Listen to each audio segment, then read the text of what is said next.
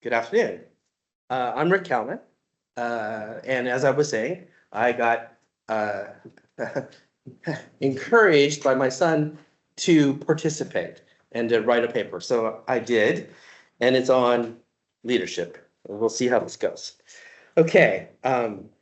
Today we're going to explore leadership through an unconventional lens, the fictional emperor of mankind from the Warhammer 40K universe.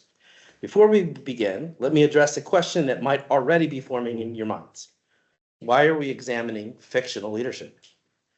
As fellow scholars and experts, you understand the importance of examining leadership principles across diverse contexts. We understand that case studies, whether historical, contemporary, or fictional, provide controlled environments for testing theoretical frameworks. Fictional narratives, in particular, allow us to isolate variables that are difficult to control in real-world studies. The Emperor of Mankind represents a perfect laboratory for servant leadership analysis because his story isolates leadership traits, decisions, and their consequences on a galactic scale. This analysis is not about the Warhammer universe per se. It's about leadership principles that transcend context. The Emperor's story, particularly as told through Games Workshop's Horus Heresy series, provides us with a masterclass in how visionary leadership can simultaneously achieve unprecedented success and catastrophic failure. I bring to this analysis over 40 years of leadership experience, both in the military and in civilian roles, and a deep engagement with leadership theory. My goal today is to demonstrate that the absence of servant leadership principles can undermine even the most brilliant visionary leaders. Let's begin by examining the emperor's leadership profile. My analysis draws on textual evidence from over 50 books of the Horus Heresy series, focusing on key scenes and dialogues that reveal his leadership traits. This qualitative approach allows us to uncover recurring patterns in his leadership and the far-reaching consequences of those decisions. The Emperor of Mankind possessed 5 distinct leadership traits, that enabled him to unify humanity and launch the Great Crusade across the galaxy. Let me walk you through each of them. First, he was undeniably transformational. This quote from Horus Rising series captures this perfectly. He is the architect of mankind's future, the divine architect of civilization, and we are the tools by which he built it. The Emperor inspired absolute devotion through his grand vision of humanity's ascension. He didn't just manage, he transformed entire civilizations in pursuit of humanity's enlightenment.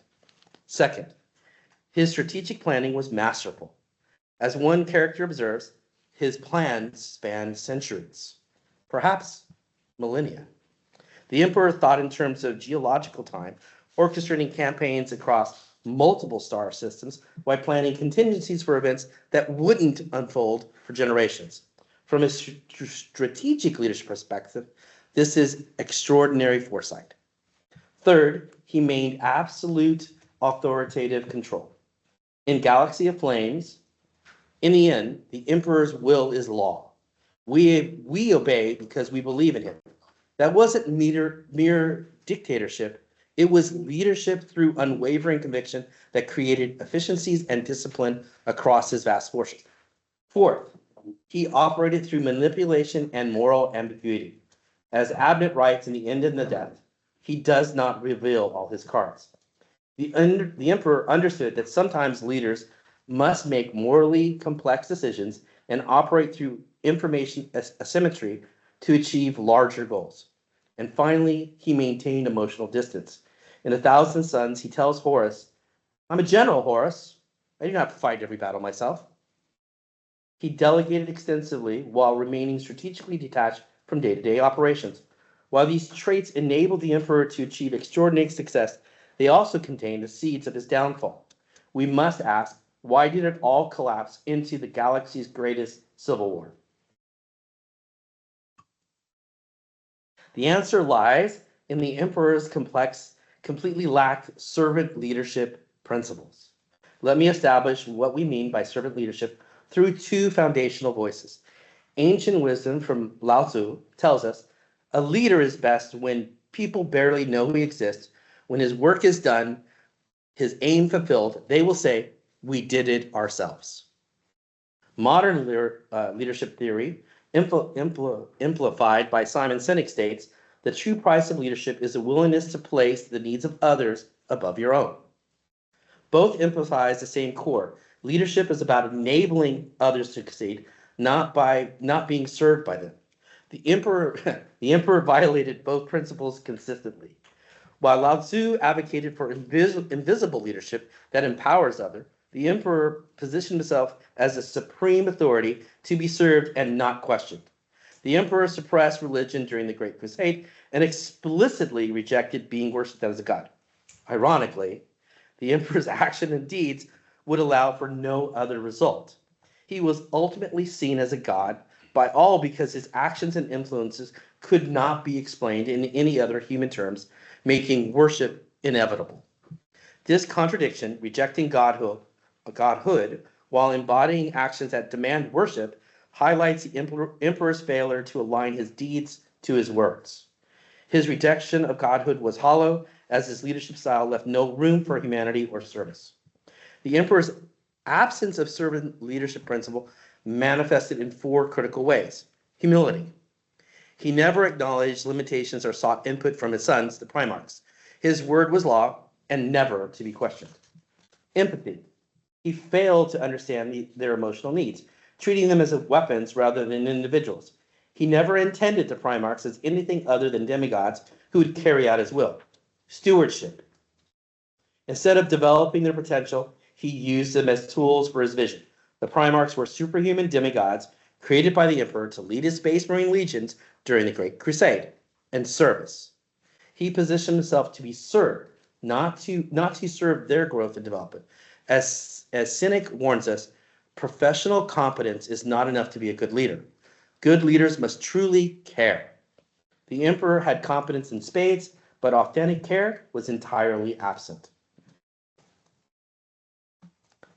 To understand what the emperor lacked, we turn to Vulcan, a primarch who embodied the principles of servant leadership. He was a perpetual, the only primarch who shared this genetic feature from his father, the emperor.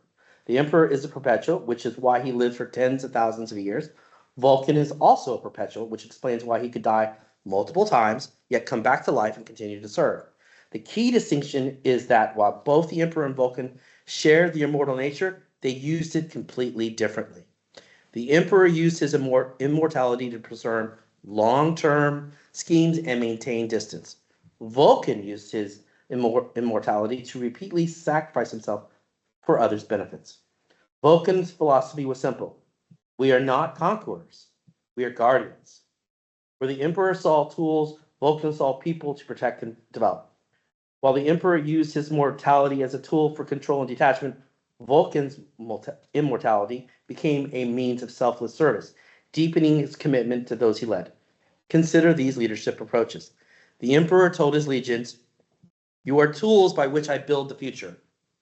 Vulcan told his, "You are not weapons to be wielded, but fires to be kindled." The difference is profound.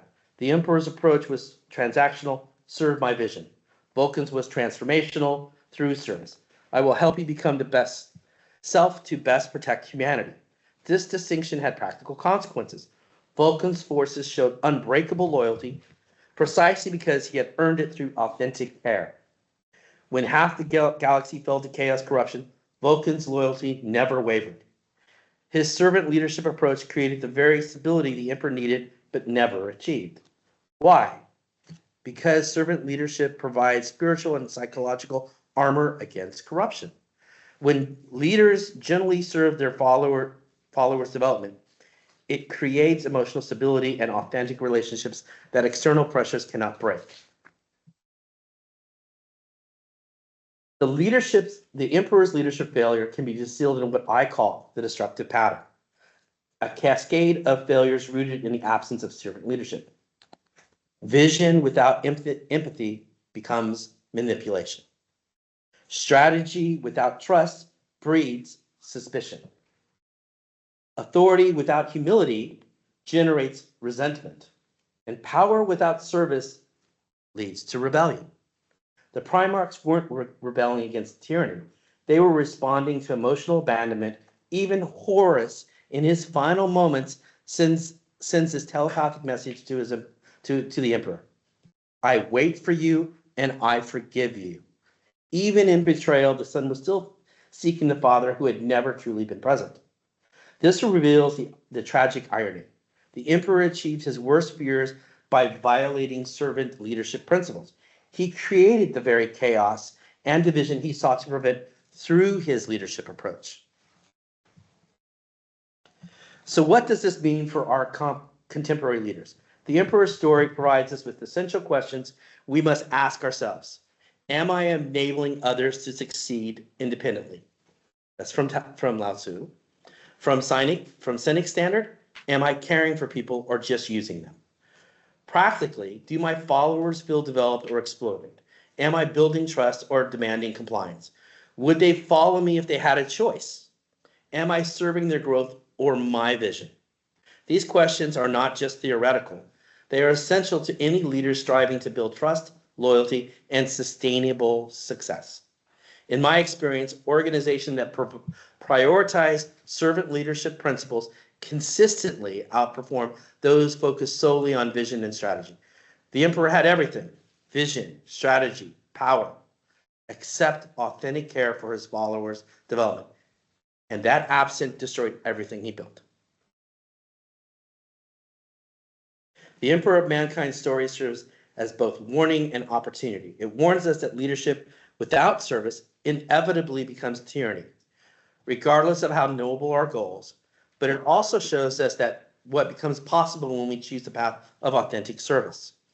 As we face our own leadership challenges, remember, true strength does not lie in being served, but in serving others. The most powerful question a leader can ask isn't, how will you serve me? It's instead, how may I serve you? True leadership is not about commanding loyalty, but earning it through service.